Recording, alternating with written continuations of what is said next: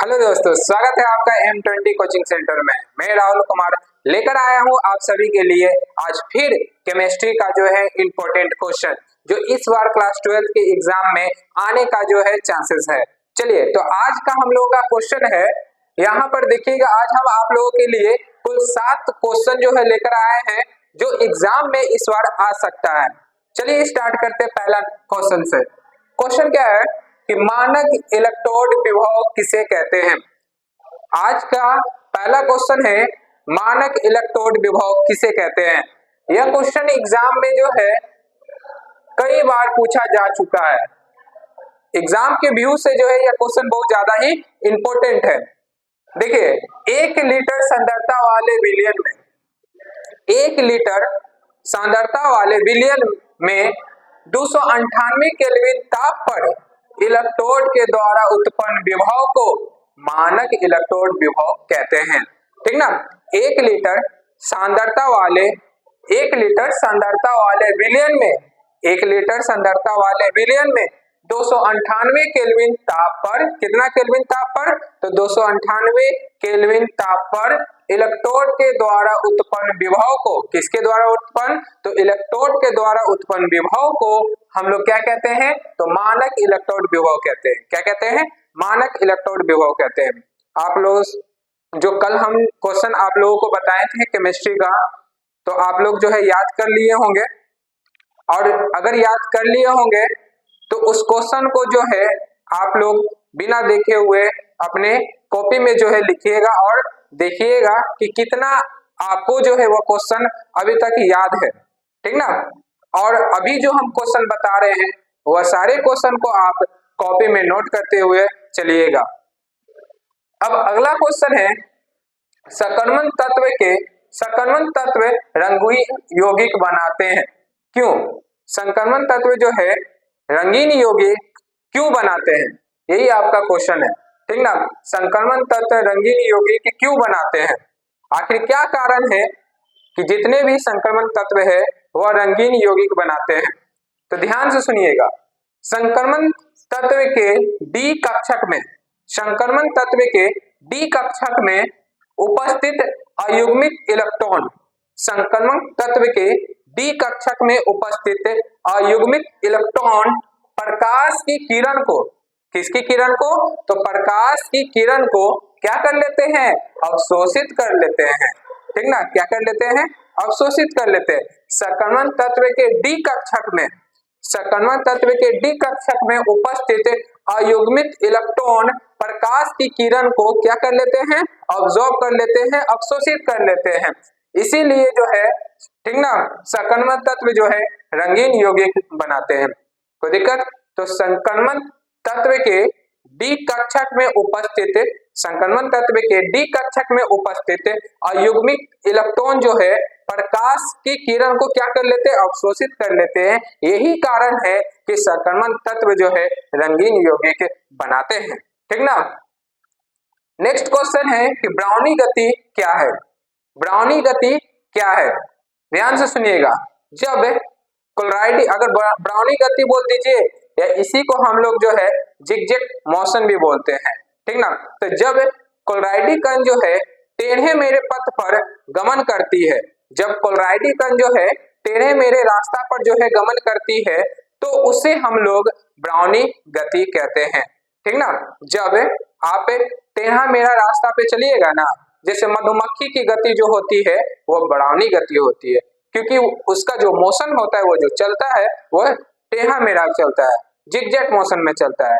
तो जितने भी वस्तु है या जानवर है जो जिगजैग मोशन में चलता है उसकी गति को हम लोग जो है ब्राउनी गति कहते हैं। ठीक ना। कोई दिक्कत, तो जब क्लोराइड कण टेढ़ी मेढ़ी रास्ते पर गमन करता है तो उसी को हम लोग क्या कहते हैं, उसकी गति को हम लोग जो है हम लोग ब्राउनी गति कहते हैं। कोई दिक्कत। और आप लोगों से हम चाहेंगे कि आप लोग जो इस बार क्लास 12 का जो है एग्जाम दे रहे हैं, जितने भी स्टूडेंट हैं वो लोग जो है एक ग्रुप बना हुआ है जिसमें आप लोगों का क्लास 12 का इम्पोर्टेंट क्वेश्चन जो है उसमें भेजा जाता है।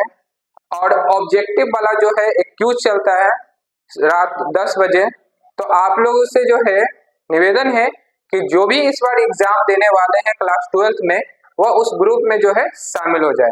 मेरे नंबर पे जो है आप लोग मैसेज कर दीजिएगा, मैं आप लोगों को जो है उस ग्रुप में शामिल कर दूंगा और आप लोग जो है रात 10 बजे जो है ऑब्जेक्टिव का जो है क्यूज वाला क्वेश्चन सॉल्व करते जाइएगा, टिक दीजिएगा, जिससे आपको जो है रिवीजन होते चलेगा।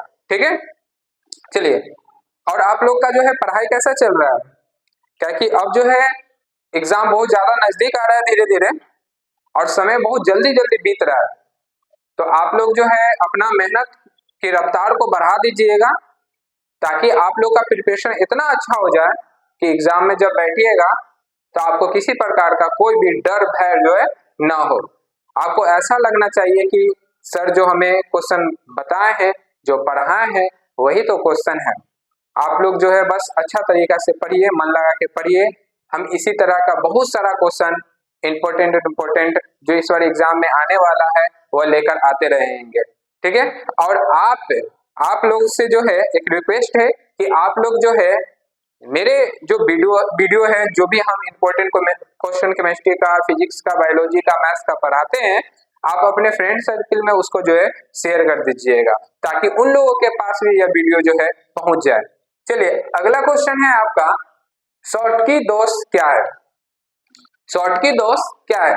बहुत अच्छा क्वेश्चन है, इंपॉर्टेंट क्वेश्चन है। इसमें 3 दोष होता है, एक बिंदु दोष किसे कहते हैं, शॉर्टकी दोष किसे कहते हैं और फ्रेंकल दोष किसे कहते हैं।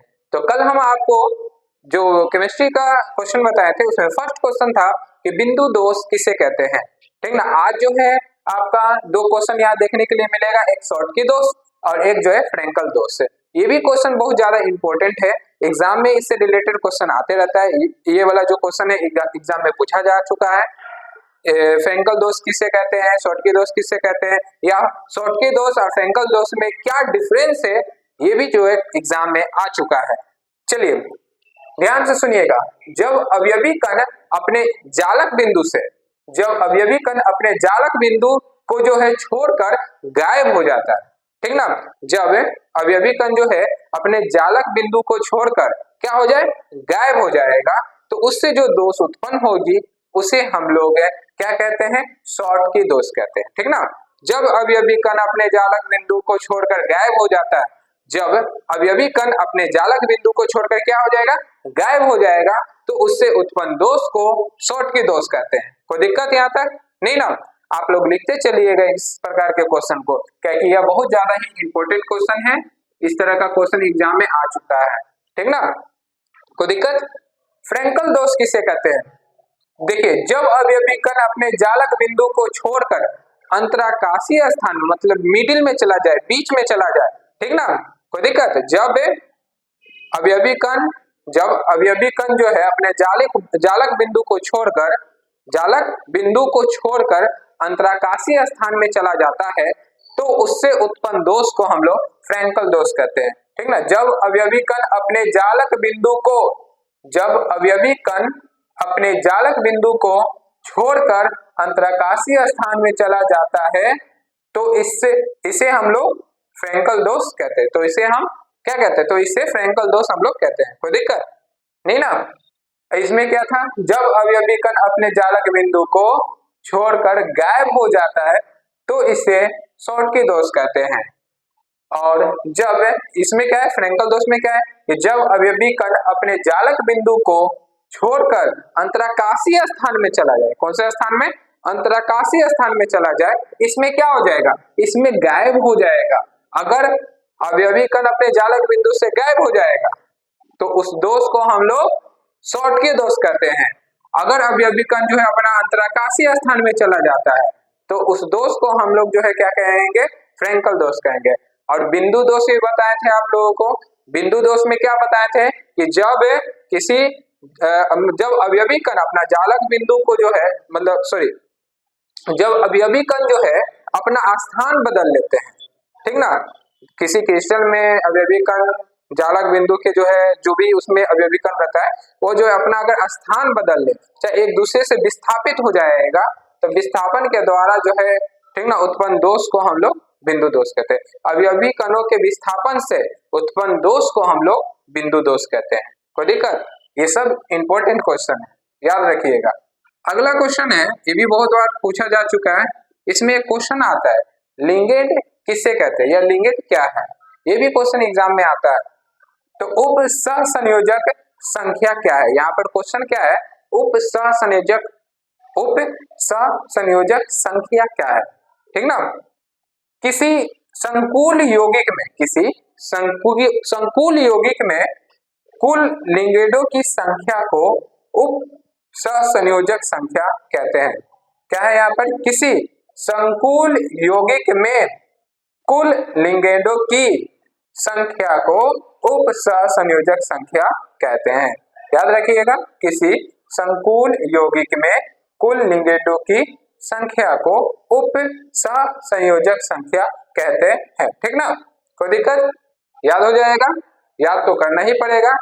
अगर आप याद नहीं कीजिएगा तो फिर एग्जाम में आप इस प्रकार के क्वेश्चन को कैसे लिखिएगा? इसको याद कीजिए और याद करने के बाद जो है इसे कॉपी में जो है बिना देखे हुए जो है लिखिए। ठीक ना। देखिए, पढ़ाई करने का बहुत इजी सा तरीका है। कोई भी क्वेश्चन को अगर याद करना चाहते हैं, 3 बार 4 बार उसको बोल बोल कर पढ़िए, 3 बार उसको बोल बोल कर पढ़िए।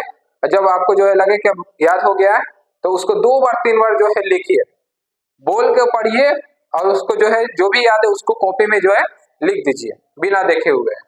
उसके बाद जो आपको वह क्वेश्चन याद होगा वो जो है जल्दी आप नहीं भुलाइएगा, क्योंकि आप जब याद करने के बाद उसको जो है कॉपी में लिख देते हैं बिना देखे हुए, तो समझिए कि वह जो है आपका एक तरह से स्टोर हो जाता है माइंड में उस तरह का क्वेश्चन, जो आप जल्दी नहीं भुलाइएगा।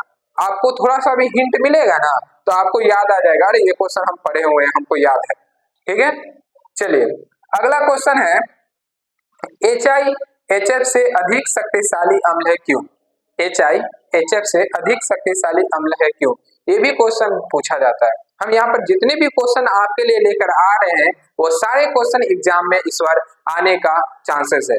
तो आप लोगों से जो है निवेदन है कि आप इन सारे क्वेश्चन को जो है इग्नोर मत करिए, इसको जो है आप अपने कॉपी में लिखते हुए चलिए। अगर आपको याद है या पहले से भी बहुत सारे बच्चे होते हैं जो ये क्वेश्चन पहले पढ़ चुके हैं, उनसे भी हम अनुरोध करते हैं कि वो भी जो है इस प्रकार के क्वेश्चन को जो है एक बार जरूर देखें, इस प्रकार के क्वेश्चन का एक बार रिवीजन कर ले, ताकि इस प्रकार के क्वेश्चन को जब एग्जाम में आए तो आपसे न छूटे।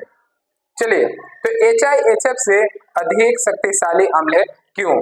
तो यहाँ HI, ध्यान से सुनिएगा, HI देखिए, HIHF से अधिक शक्तिशाली अम्ल क्यों? तो HI की अम्लीय शक्ति जो होता है वो HF से अधिक होता है। ठीक है, HI की अम्लीय शक्ति जो होता है वह HF से क्या होता है? अधिक होता है। तो अधिक होने के कारण ही HI की अम्लीय शक्ति HF से अधिक होने के कारण ही HIHF से अधिक शक्तिशाली अम्ल है। कोई दिक्कत? यहाँ पे हम लोग क्या बोल रहे हैं कि HI की अम्लीय शक्ति जो है HF से अधिक होता है।